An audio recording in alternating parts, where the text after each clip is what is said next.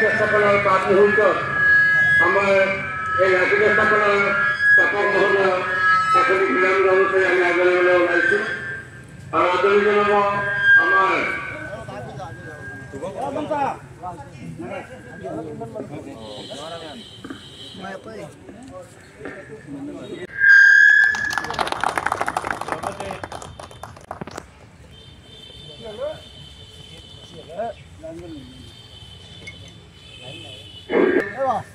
আমাৰ অসমীয়া জাতিৰ স্বাভিমানী গোলাম জাতিয়ে শ্ৰদ্ধাৰ মেধি ডাঙৰীয়াক আদৰিবলৈ মই কৰ্মকৰ্তাসকলক অনুৰোধ জনাইছোঁ।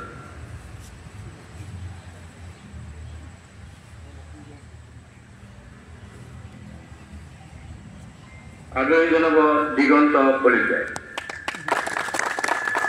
আৰু ইয়াৰ লগে লগে আমি আজিৰ ৰাজ্যিক স্থাপনৰ স্থাপক পাঁচগাঁও উচ্চতৰ মাধ্যমিক বিদ্যালয়ৰ অধ্যক্ষ শ্ৰদ্ধাৰ শ্ৰী যোগেশ চন্দ্ৰ মেধি ডাঙৰীয়াক এই মাংগলিক কাৰ্যটো সম্পন্ন কৰিবলৈ আমি অনুৰোধ জনাইছোঁ।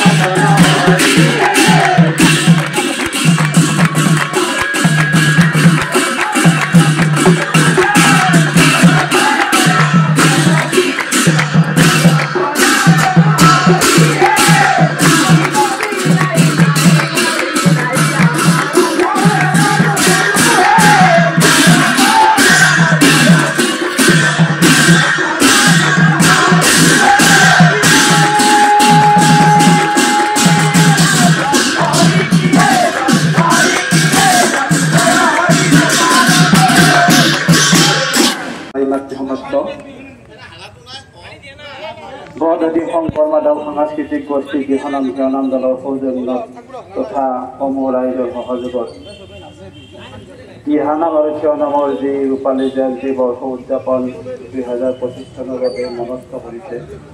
মই সকলোকে আন্তৰিকভাৱে শ্ৰদ্ধা নিবেদন কৰিছোঁ, সেৱা নিবেদিছোঁ আটাইকে মই। আৰু এই যি বৰদতি শংকৰদেৱ শংকৰ মাধৱ সাংস্কৃতিক গোষ্ঠীৰ সৌজন্যত 25 বছৰ দিহানাম শিৱনামৰ যি কাৰ্যসূচী সম্পন্ন কৰিলে তাৰ বাবে মই ভগৱানৰ ওচৰত প্ৰাৰ্থনা জনাইছোঁ আৰু আগৰ ফালে আপোনালোকে আগবাঢ়ি যাওক তাৰে কামনা কৰিছোঁ। শ্ৰদ্ধা বন্ধুভাই মাতৃ সমস্ত ৰাইজৰ পৰা বা যিকোনো মানুহৰ পৰা, যিকোনো আমি জ্যেষ্ঠজনৰ পৰা, যিজন যোগ্য ব্যক্তি তেওঁৰ পৰা আমি দিহা লওঁ। আৰু নাম মানে হৈছে পৰিচয়। ইয়াত আমি যি দিহা নাম শব্দটোৰ অৰ্থ দিয়াত কৃষ্ণৰ, আমাৰ যিজন সৃষ্টিকৰ্তা, যাৰ অবিহনে আমি মুক্তি লাভ কৰিব নোৱাৰোঁ, সেই ব্যক্তিজনৰ কথা ইয়াত নাম শব্দটোৰ জৰিয়তে উপস্থাপন কৰা হৈছিলে। আৰু এই নামৰ জৰিয়তে আমি আমাৰ যি জীৱন পৰিক্ৰমাৰ আমি মোক্ষ লাভ কৰিব পাৰোঁ। এতিয়া এই দিহানাম কেনেকৈ আহিল, কি হ'ল, ক'ৰ পৰা আহিল? যেতিয়া গুৰুজনাই ধৰ্ম প্ৰচাৰৰ বাবে মাধৱ গুৰুজনাৰ লগত লগ লাগি ভটিয়াই নাওত আহিছিল, তেতিয়া নাওত আহি থাকোঁতে যেতিয়া নৈপৰীয়া ৰাইজৰ পৰা বা মানুহৰ পৰা কিছুমান আপোনাৰ গান শুনিবলৈ পাইছিল, তেতিয়া গুৰুজনাই মাধৱ গুৰুজনাক কৈছিল যে বৰা বৌ, এই ৰাইজে এনেকৈ আমাৰ নৈপৰীয়া গাঁৱৰ মানুহবিলাকে নাম ধৰি আছে বা তেওঁলোকে যিকোনো ধৰণৰ সংগীত কৰি আছে, গতিকে আমাৰো কি কৰিব লাগে, এভাগ নাম ল'ব লাগে। তেতিয়া 25টা বসন্ত অতিক্ৰম কৰি তেওঁলোকে ৰূপালী জয়ন্তী বৰ্ষত ভৰি দিছে আৰু এইবেলি তেওঁলোকে 3দিনীয়া বৰ্ণাঢ্য কাৰ্যসূচীৰে ৰূপালী জয়ন্তী বৰ্ষ পালনৰ যোজনা কৰিছে। আৰু আজি প্ৰথমটো কাৰ্যসূচী হিচাপে তেওঁলোকে লাইখুটা স্থাপন কৰিছে আৰু লাইখুটা স্থাপন কৰিছে পাঁচগাঁও উচ্চতৰ মাধ্যমিক বিদ্যালয়ৰ অধ্যক্ষগৰাকী। আৰু এয়া হৈছে বৰ্তমান মুহূৰ্তৰ বৰদতিৰ সামগ্ৰিক দৃশ্য বুলি তেওঁলোকে লাইখুটা স্থাপন কৰিছে আৰু বিভিন্ন ধৰণৰ আধ্যাত্মিক কাৰ্যসূচী তেওঁলোকে অনুষ্ঠিত কৰিব। নাম প্ৰসংগকে আদি কৰি আধ্যাত্মিক কাৰ্যসূচীৰে তেওঁলোকে